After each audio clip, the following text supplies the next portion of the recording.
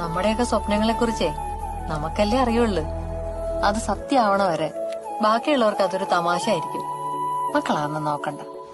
ചിലര് മാത്രമേ നമ്മുടെ സ്വപ്നങ്ങൾ തിരിച്ചറിയുള്ളൂ. അതിനുവേണ്ടി നമ്മുടെ കൂടെ നിൽക്കുള്ളൂ.